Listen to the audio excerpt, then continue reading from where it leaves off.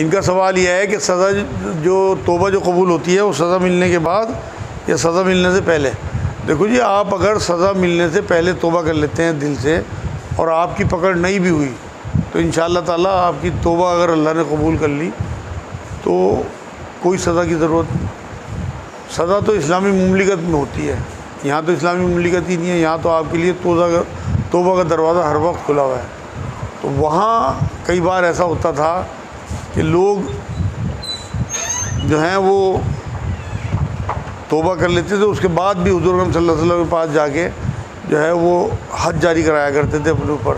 انہیں خطرہ تھا خدا نہ خواستہ اللہ تک ہماری توبہ نہ پہنچی تو ہمیں یہاں سزا مل جائے گی، کم سے کم آخرت کی سزا سے ہم بچ جائیں گے۔ تو ایسا ایک واقعہ میں نے شاید آپ کو سنایا بھی تھا، ایک زنا کر لیا تھا کسی عورت نے، شادی شدہ عورت نے، تو نبی اکرم صلی اللہ علیہ وسلم کے پاس آئی اور وہ 2-3 بار آئی، بچہ ہو لیا، اس کے بعد بچہ دودھ بھی پی لیا، تو اس نے پھر جو ہے توبہ کرنے کے باوجود بھی اپنے اوپر حد جاری کرائی تھی۔ ایسے کافی صحابہ گزرے ہیں جو خود آگے کنفیشن کرتے تھے، نبی اکرم صلی اللہ علیہ وسلم سے حد جاری کرنے کی بات کرتے تھے۔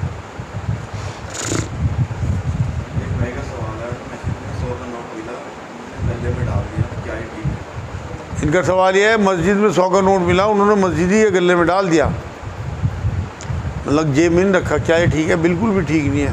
انہیں کرنا چاہیے تھا کہ اس مسجد کے امام صاحب یا متولی کو وہ نوٹ پکڑاتے اور وہ 2-4 بار اعلان کرتے کہ بھئی یہ کسی کا نوٹ ہو تو ہمارے پاس ہے، اگر وہ لینا آتا تو اسے دے دیتے، اور اگر کوئی نہ آتا تو تب اس نیت سے کہ اسے ثواب ملے گا جس کا یہ نوٹ ہے، پھر مسجد کے گلے میں ڈالا جا سکتا تھا۔ لیکن بنا اعلان کرے، بنا لوگوں کو بتائے آپ مسجد کے گلے میں ڈال لیں دوسرے کا مال، تو وہ تو اسی کا مال کہلائے گا اور آپ گناہ گار ہوں گے۔ جب تک معلومات نہیں تھی انشاءاللہ اللہ معاف کر دے گا۔ ہاں،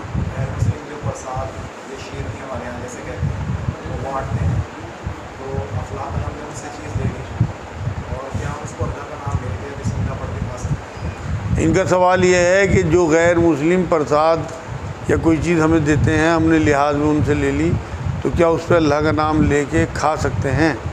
بھائی ایسا ہے کہ اگر انہوں نے کسی بت کے آگے وہ پرساد اپنے جاپ وغیرہ کرنے کے بعد آپ کو دیے ہیں تو آپ کے لیے وہ حرام ہے۔ آپ کو اس ٹائم لحاظ میں اگر لے بھی لیں تو اس کے بعد آپ اسے ایک طرف رکھ دیں، مطلب انہیں بنا بتائے، جس سے کہ ان کی دل آزاری بھی نہ ہو اور آپ کا کام بھی ہو جائے، لیکن آپ اسے کھا نہیں سکتے۔ کہ آپ اب مان لو آپ کسی سور کی بوٹی پہ بسم اللہ یا لا الہ الا اللہ محمد رسول اللہ پڑھ کے کھا سکتے ہو کیا؟ بس ایسا ہی ہے، جو چیزیں ہمارے لیے حرام ہیں وہ ہر حال میں حرام ہے۔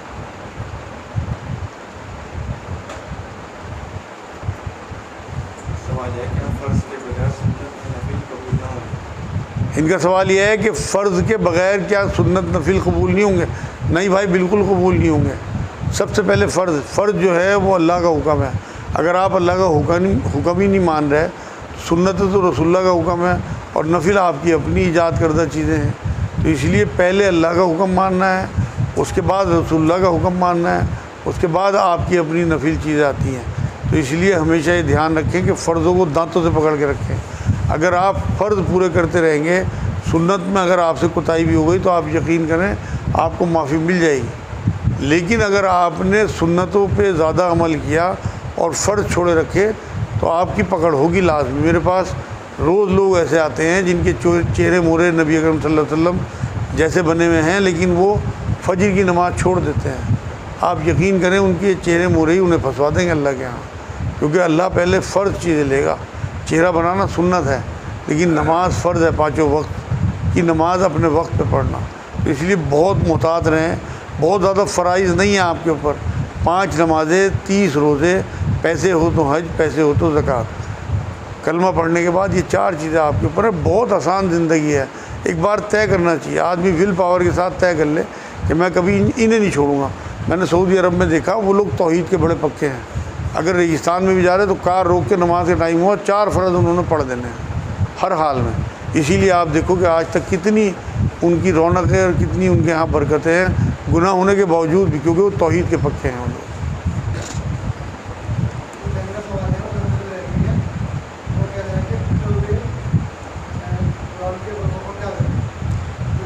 اچھا، ان کا سوال یہ ہے کہ قرآن کے جو ورقے پھٹ جاتے ہیں یا وہ اس طرح کی اور کوئی چیزیں ہوں جن پہ اللہ کا نام لکھا ہو، ان کو کیا کریں؟ بھائی یہاں ہندوستان میں تو الحمدللہ ہمیں بڑی سہولیت ہے کہ اللہ نے یہاں مدرسے اور مسجد جو ہیں وہ ساری قریب میں ہیں، تو وہاں ہم رکھوا دیتے ہیں۔ لیکن لندن جیسی جگہ میں واقعی بہت مدرسوں کی اور مسجدوں کی کمی ہے، تو اس کے بارے میں علماء دین یہ کہتے ہیں کہ یا تو انہیں مٹی میں دفن کر دیا جائے اور یا پھر انہیں سمندر میں ٹھنڈا کر دیا جائے، مطلب سمندر میں ڈال دیا جائے، تو یہ سب سے آسان طریقہ ہے۔ ویسے تو ہم لوگوں کو تو یہاں مسجد میں مدرسے میں ڈال دیں، ان لوگوں کے پاس انتظام ہوتا ہے، بوریوں کی بوری پھر اسی طرح سے دفنا دیتے ہیں یا پھر سمندر میں بہتے پاک پانی میں ڈال دیتے ہیں۔ تو لندن میں بس یہ کریں وہ کہ کسی قریب کے جنگل میں مٹی میں دبائیے، یا اگر کوئی پانی بہتا ہو وہاں آس پاس پاک پانی تو اس میں ڈال دیں۔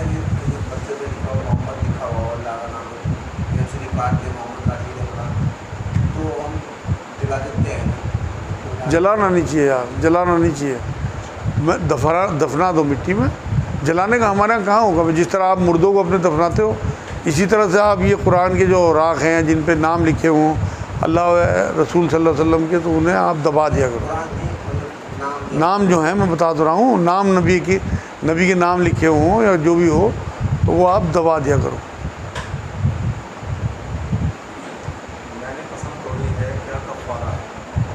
اچھا، قسم کا کفارہ معلوم کریں۔ ان کا سوال یہ ہے کہ قسم کا کفارہ کیا ہے؟ قرآن کفن کا کفارہ 10 مسکینوں کو ایک دن کا کھانا کھلانا۔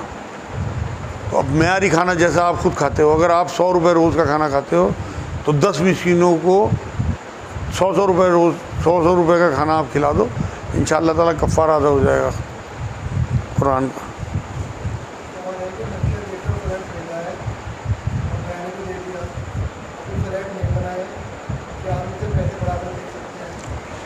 اچھا، ان کا سوال یہ ہے کہ فلیٹ لیا اور بیانہ دیا، ابھی ہاتھ میں نہیں آیا، کیا آگے بڑھا کے دے سکتے ہیں؟ بھائی جو آج کا دور میں جو ماحول چل رہا ہے اس میں میرے نزدیک اس میں کوئی حرج نہیں ہے۔ ویسے تو اسلام میں یہ بات ہے، زیادہ تقوی والی بات تو یہ ہے کہ جب تک چیز آپ کے ہاتھ میں نہ آئے آپ فروخت نہ کرو آگے۔ لیکن آج کل سب کو یہ معلوم ہو گیا کہ یہ فلیٹ جو ہے وہ عابد بھائی نے خرید لیا، ان کا ہو گیا، مشہور بھی ہو گیا، کاغذ ان کے پاس آ گئے، بیانہ انہوں نے 25% یا 30% دے دیا، اور انہیں پتہ ہے کہ یہ پارٹی بھی ایسی ہے جس سے میں نے فلیٹ لیا ہے کہ ریپوٹیڈ پارٹی ہے، ان کی کبھی ڈسپیوٹ نہیں ہوتے، تو بالکل اس میں میرے نزدیک کوئی حرج نہیں کہ وہ آگے بڑھا دیں اسے۔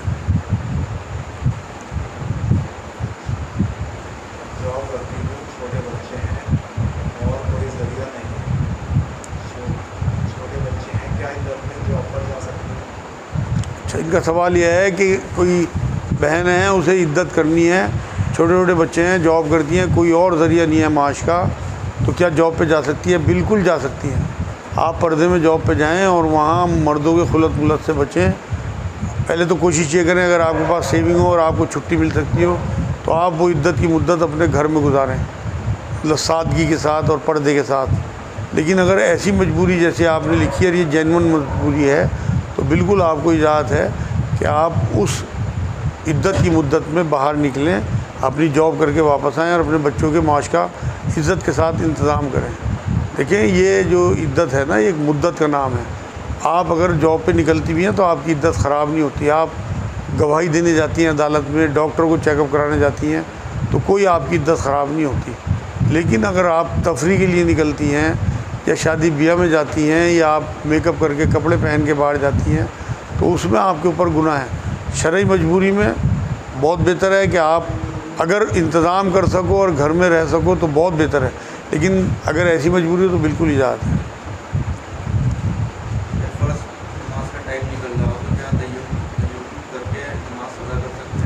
ان کا سوال یہ ہے کہ فجر کا اگر ٹائم نکل رہا ہے تو کیا وضو کا ٹائم بھی نہ ہو، تیمم کر کے نماز پڑھ لیں؟ کیونکہ تیمم میں تو 10-5 سیکنڈ لگتے ہیں۔ بھائی وقتی طور پہ تو اس کی اجازت ہے، مگر میرے نزدیک ایسی نماز دہرا دینی چاہیے، کیونکہ تیمم کی اجازت تب ہوتی ہے جب آپ کو پانی میسر نہ ہو یا بے انتہا شدید آپ کو ڈاکٹر نے منع کر دیا ہو کہ پانی استعمال کرنے سے آپ کی جان چلی جائے گی۔ لیکن یہاں آپ کو لگ رہا ہے کہ 2 یا 3 منٹ ہیں، اگر میں نے وضو کیا تو میری نماز نکل جائے گی، تو آپ وہاں تیمم کریں اور نماز پڑھ دیں، اور پھر جب نماز کا ٹائم جو قضا کا ٹائم ہو ختم ہو جائے تو اس کی قضا بھی کر لیں۔ تو انشاءاللہ تعالیٰ آپ کی نماز اللہ تک پوری پہنچ جائے گی۔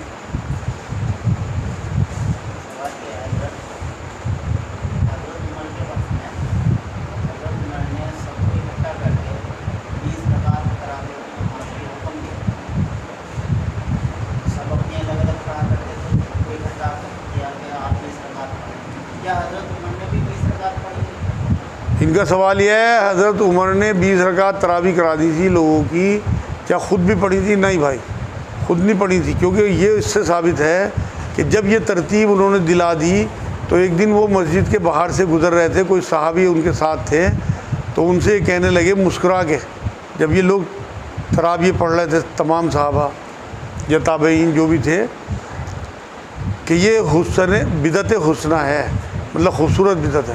اس کا مطلب خود موجود نہیں تھے، آپ نے شاید یہ روایت پڑھی ہو کہ یہ کہتے ہوئے گزرے مسجد کے باہر سے کہ یہ بدعت حسنہ ہے، مطلب خوبصورت بدعت ہے، خوبصورت شروعات ہے، تو خود وہاں موجود نہیں تھے جبھی تو الفاظ کہہ رہے تھے، تو اس کا مطلب خود نہیں پڑھی، یا پڑھی بھی ہو تو اس ٹائم نہیں پڑھی۔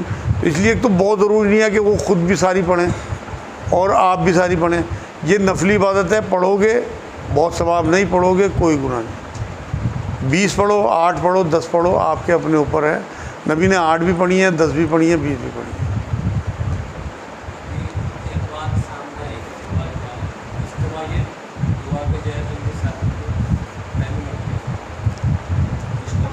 اجتماعی دعا کہیں نہیں ایسی بات نہیں ہے، نہیں، اجتماعی دعا کی بڑی اہمیت ہے، کیونکہ میں آپ کو بات بتاؤں، ایک مثال دوں، نبی اکرم صلی اللہ علیہ وسلم نے یہ بات فرمائی کہ جہاں 40 مومن ہوتے ہیں وہاں کسی ایک کی بھی نماز قبول ہو گئی تو سمجھو سب کی نماز قبول ہو گئی، 40 لوگ جہاں اکٹھے ہوں کسی ایک کی بھی۔ اسی طرح اجتماعی دعا کا معاملہ بھی ہے کہ آپ اگر اجتماعی دعا میں کسی ایک کی بھی دعا قبول ہو گئی تو بالکل، دیکھو نبی اکرم صلی اللہ علیہ وسلم نے جن چیزوں سے روکا ان سے روکنا وہ ہمارے اوپر فرض ہے، جن چیزوں کو کرنے کو کہا ان چیزوں کو کرنا ہمارے اوپر فرض ہے۔ اس کے بعد سب کچھ مباح ہے، کرو گے ثواب، نہیں کرو گے کوئی گناہ نہیں۔ اجتماعی دعا کرو گے ثواب، نہیں کرو گے کوئی گناہ نہیں۔ نبی نے نہیں کی لیکن ہمیں منع نہیں کیا، تو اس لیے جو لوگ بالکل دانتوں سے پکڑتے ہیں کہ نبی نے نہیں کی جی، تو نبی نے تو بہت سارے کام نہیں کیے، نبی تو موٹر سائیکل پہ نہیں بیٹھے، تو بھی مت بیٹھ، نبی تو اونٹ پہ بیٹھتے، تو اپنے گھر کے باہر اونٹ باندھ لے۔ یہ سب بیکار کی باتیں، شدت اختیار کرنی ہے۔ تو اس لیے آپ بالکل اجتماعی دعا کرو اور اللہ سے دعا کرو کہ ہم سب یہاں مومن اکٹھے ہیں، اللہ سب کی دعا قبول کر لے۔ کتابوں میں لکھتے ہیں اجتماعی دعا کرنے سے منع کرتے ہیں، تو پھر اس کے لیے کیا؟ بھائی ان کا نہیں میں جانتا، میں تو دیکھو نبی کی سنتیں بتاتا ہوں آپ لوگوں کو۔ جو لوگ منع کر رہے ہیں ان کے پاس اپنی دلیلیں ہوں گی، مگر وہ دلیل پیش نہیں کر سکتے کہ نبی نے اگر کبھی منع کرا ہو تو ہم بھی رک جائیں گے فوراً، مگر وہ پیش تو کریں نا کہ یہ حدیث ہے یا یہ قرآن کی آیت ہے اور اجتماعی دعا کی منعیت ہے۔ اگر منع نہیں کیا تو یہ میں بتا رہا مباح ہے، آپ کے اپنے اوپر ہے۔ اور یہ بہت سارے کام ہیں، دیکھو جو کرنے کو کہا گیا وہ تھوڑے کام ہیں، جن سے منع کیا گیا وہ بھی تھوڑے کام ہیں، باقی پوری ایک جنگل ہے ان چیزوں کا جو مباح چیزیں ہیں کہ آپ چاہو تو کرو، چاہو تو نہ کرو۔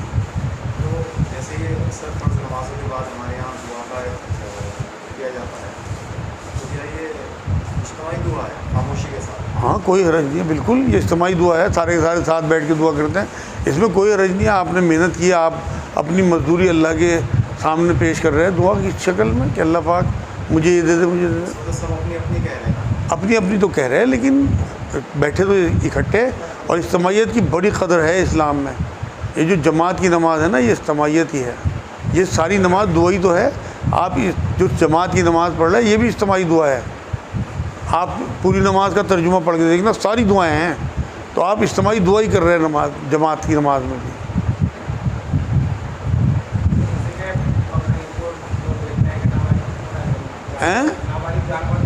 ہاں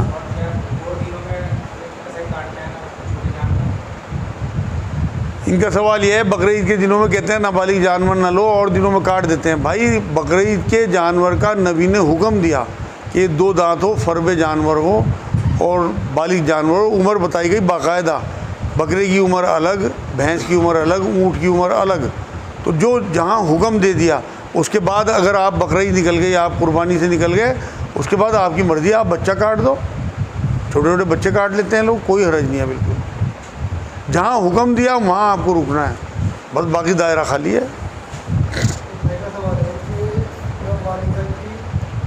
والدہ کو والد کی قبر میں دفنا سکتے ہیں؟ ان کا سوال یہ ہے کیا والدہ کو والد کی قبر میں دفنا سکتے ہیں؟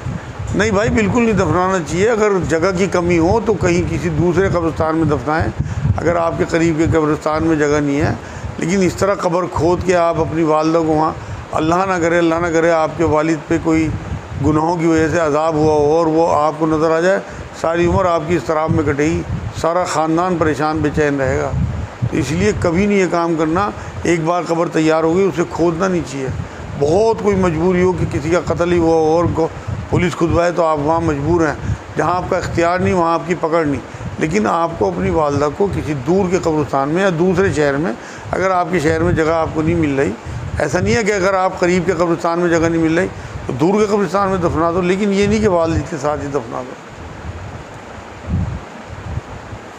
کیا بقرعید کے مہینے میں شروع کے 10 دن بال ناخن کاٹ لیں تو کیا گناہ ہوگا؟ ان کا سوال یہ ہے کہ بقرعید کے شروع کے 10 دنوں میں بال اور ناخن کاٹ لیں تو کیا گناہ ہوگا؟ بالکل کوئی گناہ نہیں ہوگا. نبی اکرم صلی اللہ علیہ وسلم نے ایک صحابی کو یہ بات فرمائی تھی، سب کے لیے نہیں کہا. اب یہ بھی مستحب ہے جو میں کہہ رہا آپ کو کہ یہ چوائس پہ ہے آپ کی. آپ اس وجہ سے ناخن اور آپ بال بڑھائے رکھو گے کہ میرے نبی نے اپنے ایک صحابی کو حکم دیا تھا، مجھے نہیں دیا، لیکن صرف اس وجہ سے کہ میرے نبی کا حکم ہے. اگر آپ کرتے ہو تو بہت ثواب، نہیں کرتے ہو کوئی گناہ نہیں.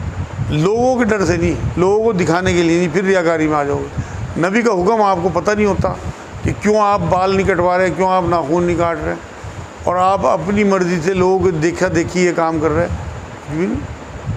ایک صحابی کو حکم دینے کا مطلب سب صحابی کو نہیں ہے، الگ الگ صحابی کو الگ الگ حکم دیے، سچویشن کے حساب سے حکم دیے. ایک صحابی نے پوچھا کہ جی میرے لیے کوئی نیکی کہوں کہ اپنی 5 نمازیں بالکل درست رکھنا. اس کا مطلب کہیں نہ کہیں کوتاہی دیکھی ہوگی نبی نے.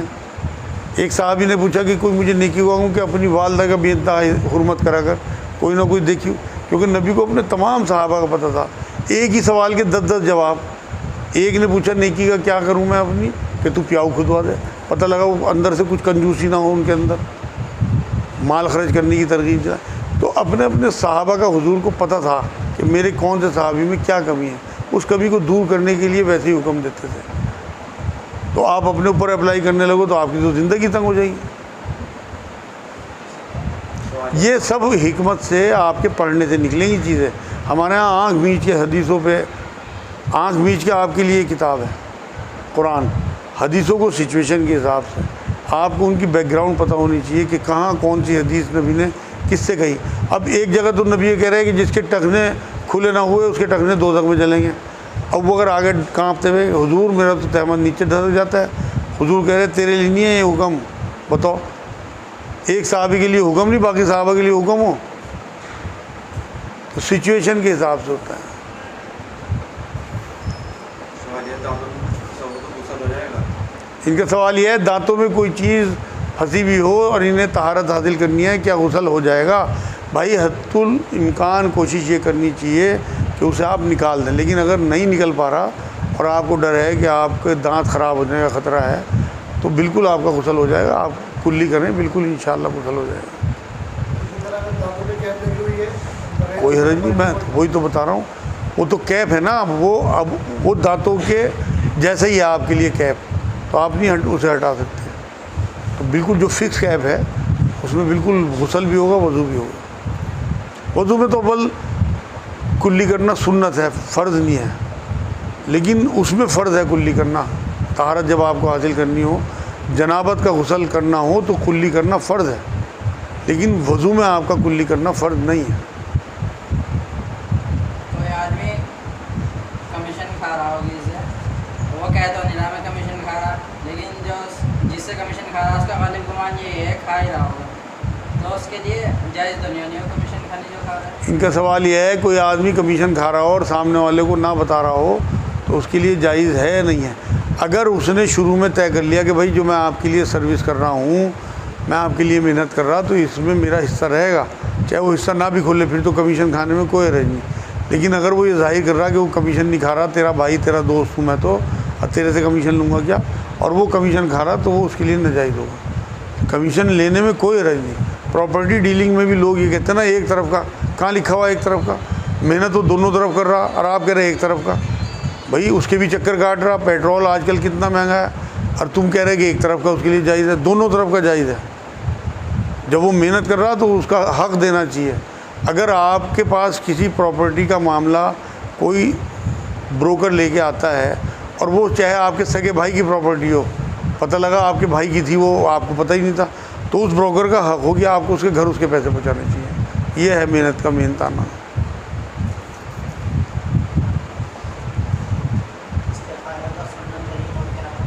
ان کا سوال یہ ہے استخارے کا سنت طریقہ کیا ہے؟ استخارے کا سنت طریقہ نبی اکرم صلی اللہ علیہ وسلم نے استخارے کی ایک دعا بتائی ہے، وہ دعاؤں کی کتابوں میں ہے، وہ یاد کر لینا۔ نبی کے صحابہ تو یہ کہتے تھے کہ حضور اکرم صلی اللہ علیہ وسلم ہمیں استخارے کی دعا اس طرح یاد کراتے ہیں جیسے قرآن یاد کراتے ہیں۔ تو 2-3 طریقے رائج ہیں۔ ایک کچھ لوگ تو یہ کہتے ہیں کہ 2 نفل پڑھیں استخارے کی نیت کے، اور اس کے بعد وہ دعا پڑھ لیں۔ اس میں 2 جگہ نشان لگا ہوتا ہے، اور اس نشان کی جگہ اس کام کا ارادہ کر لیں، اور پھر وہ کام کر گزریں۔ اس میں اگر شر ہوگی تو آپ دور ہو جاؤ گے، خیر ہوگی تو وہ آپ کے حق میں ٹھیک ہوگا۔ دوسرا طریقہ کچھ لوگ یہ بتاتے ہیں کہ 1 ہفتے تک نفل پڑھ کے سوئیں، تو اللہ کسی خواب کے ذریعے یا کسی انسان کے ذریعے آپ کا دل پکا کر دے گا اس کام کے لیے، یا پھر آپ کا دل اس کام سے ہٹا دے گا۔ تو 1 ہفتے تک آپ کو خواب یا کوئی بندہ ایسا مل جائے گا کہ آپ کسی نہ کسی نتیجے پہ پہنچ جاؤ گے۔ یہ سب جو ہیں یہ طریقے ہیں، لیکن دعا ایک ہی ہے استخارے کی۔ اور جو بزرگوں نے استخارے نکال رکھے پرچی والے، یا کچھ کون سی دعائیں قرآن کی آیتیں پڑھ کے ومن شرری یرا، کچھ اس طرح کی باتیں میں نے سنی ہیں، وہ سب ان کی اپنی ایجاد کرتا ہیں، ان سے فائدہ ان لوگوں کو ہوتا ہو مجھے نہیں پتہ، لیکن اصل چیز یہ ہے، اوتھینٹک چیز جو ہے وہ نبی کی بتائی ہوئی چیزیں ہیں۔ تو نبی والی جو دعا ہے اسی سے آپ استخارہ کیا کرو، اور کوئی طریقہ جو ہے وہ سنت طریقہ نہیں ہے۔